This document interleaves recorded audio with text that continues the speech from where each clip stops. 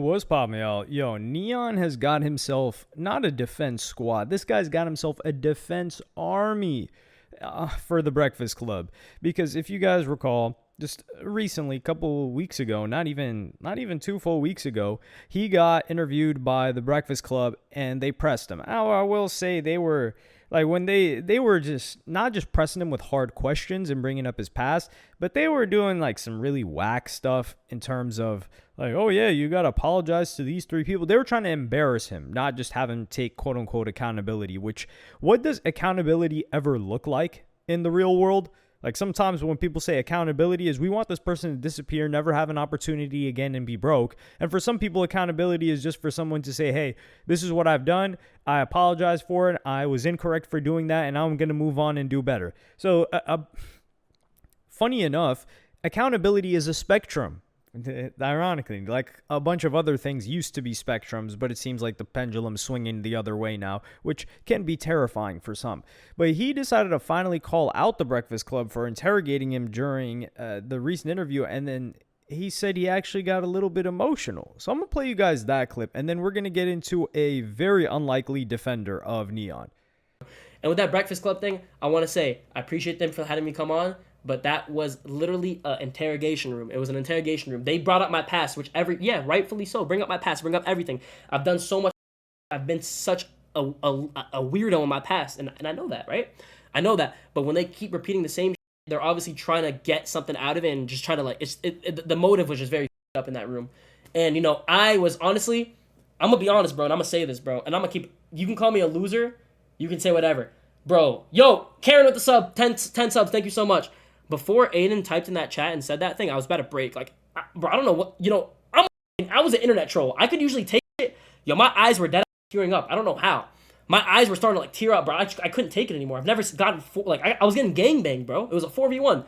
And when Aiden types in that chat, he gave me the confidence and made me realize that I do have people behind me. I'm not a loser. I'm not a piece of shit. I'm not a racist. And I want to say I appreciate him for that, for real, bro. And I told him off stream, but I just want to say it on stream. Dog, if this wasn't the most cap I've ever heard from somebody ever. Now, I don't think he's lying because he did look like he was just very nervous during that interview.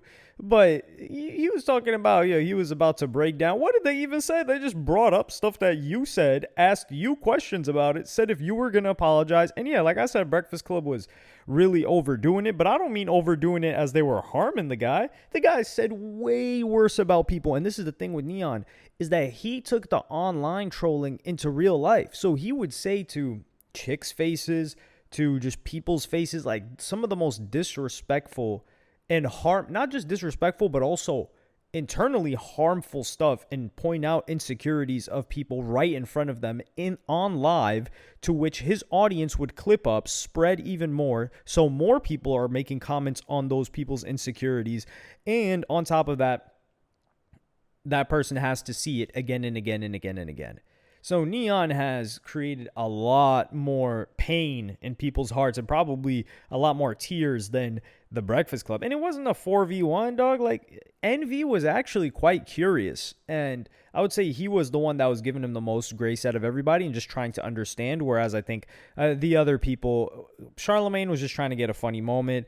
And Just Hilarious was trying to play the bad cop of like, hey, look, you got to atone for this and you hate this group of people. So following up, he did a stream with French Montana. Yo, somebody please tell me who Neon's manager is, because however they're organized, well, he did say he signed a deal with some sort of a record label. I don't know how that works. But how does this guy get all of these guests? Because he was getting these guests even when he was a little bit blackballed, and they work well. Now, I'm not going to sit here and open up a Neon stream with all due respect to myself, not to him. But French Montana decided to weigh in on the Breakfast Club as well. Okay, bet, but can you ghostwrite? Because I don't know what to say. I got you. My man Mitch right there. He already got 4 bars. Mitch, what you thinking, bro? Who we beefing with? Honestly? He already told me the government. The government? He already... No. Oh, sorry, okay, sorry, not the government. He already told me your first 2 bars. Okay, what are they? He said, yo, we already eating. Who the f*** is the Breakfast Club? Oh, wow. Now, this is content. This is a really good moment. Like, they already know about the Breakfast Club situation. And this is also why I think people mess with French so heavy. And on top of that, it's like people know about the situation. The rappers know about the situation. Streaming and content creation and hip hop and music used to be so far apart from each other that many people didn't even know, like they wouldn't know that something like this happened or be able to reference it. But now he's handed him 2 bars to go at the Breakfast Club. It's a funny moment. Clearly, French Montana's got a relationship with them.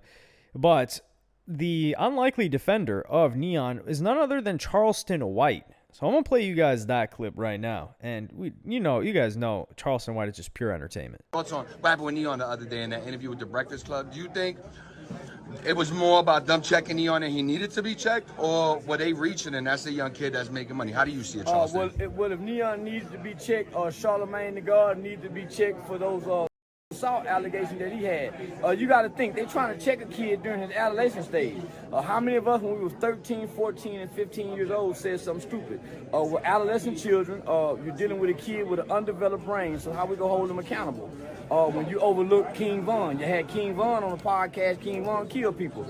They had Aaron Hall on the Breakfast Club. Aaron Hall was accused of a whole bunch of stuff with Diddy. So they had a whole bunch of people on there and they didn't bring their past up. But you're still talking about a child that was 15 years old that you're trying to hold accountable for making childish decisions. So yeah, they were wrong, homie. But I think Neon held his own. I think he done a good job. You think there was race baiting him a little bit with the chat? I don't think they were race baiting. I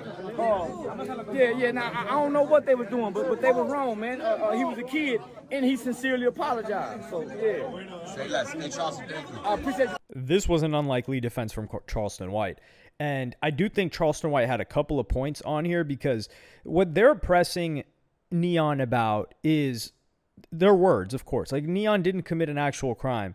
The crime that I got to be touchy about this because Charlemagne does not play around with this.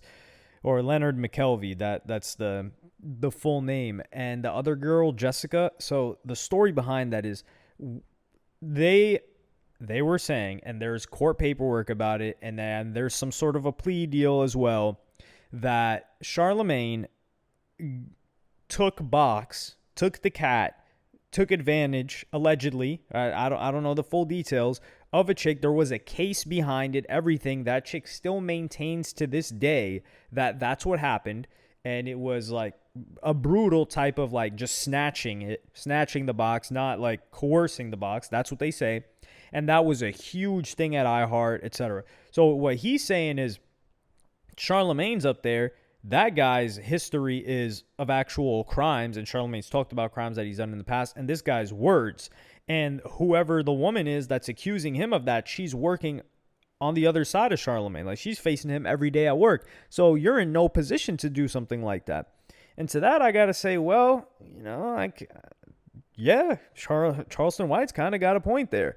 And then he talks about, like, for example, also Farrakhan, like, there are certain people believe or press Minister Farrakhan of the NOI, Nation of Islam, on his comments on Malcolm X. Like, previously, he used to say certain things about Malcolm X 20 plus, 30 plus years ago. Some people believe that NOI was complicit in the killing of Malcolm X, and because he was like not serving the NOI anymore, they never press him about that either. And you see how they switch up because they've got those liquors and those rainbow flags in the background, but when Farrakhan comes in, they remove those things. So how they handle each guest depends on the level of respect, admiration, or whatever else they may have for the person, not on the character of the person or what the person has done or how they've gotten better or anything like that. And sometimes they don't even bring up certain situations for certain people. However, with Neon, I think he was just open. I don't think he came up there and said, hey, look, I don't want you to cover X, Y, and Z.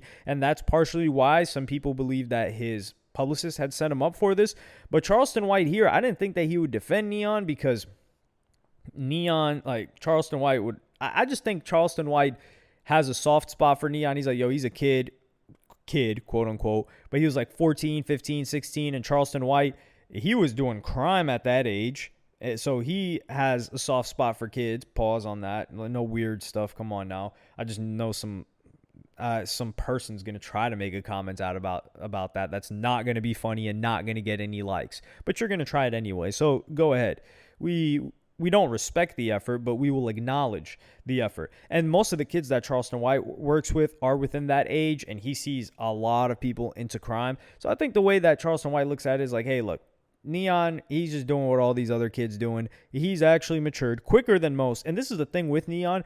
It's harder to mature when you're getting rewarded for the negative content that you make. That's how a lot of streamers that blow up, like maybe between streamers and artists that blow up between 16 to 20, maybe even 21, 22, before they add to live real lives as adults, they get stunted at that age a little bit because they're just used to being rewarded for what it is that how they behaved. So if they have to go to behave normal, quote unquote, right? Like to have some respect, courtesy, etc., they're unable to do that. It's kind of like certain young artists that aren't able to do much for themselves because they've had a team handling everything from when they were kids, and then maybe they fall off, or usually it's what happens to rappers. Some of these rappers fall off and they just go off the deep end. Like, for example, like Lil Pump and Smoke Perp, they were just behaving in the same way that when they were 16, 17, 18, but it was 5, 6, 7, 8 years later. And you're just looking at it like, damn, is this person going to grow up? Well, it's difficult to grow up when they've only gotten positive reinforcement for what they did. So there is a level of maturity here from Neon. He didn't have to switch up. And it's partially, you could say, monetary because he wanted to get banned or unbanned. No, actually, he wasn't banned at all, if I recall correctly. He just didn't stream on Twitch. So Charleston White, I think this is one of those moments where he's actually being serious. You could tell. And I just wish I could hear, does Charleston White have a rant on Indians? He's got to. And Charleston White is also somebody that can really relate with Neon because Neon's gone in on every single race and group of people you can imagine. And Charleston White has done the same thing across all age groups too. I mean, he was talking about throwing Chinese babies to crocodiles. It doesn't get much more diverse in insults of groups of people than that. But let me know what y'all think about it in the comments. Charleston White have a point here or what? Like and subscribe and hit the notification bell if you enjoyed. And I'm going to see y'all on the next one.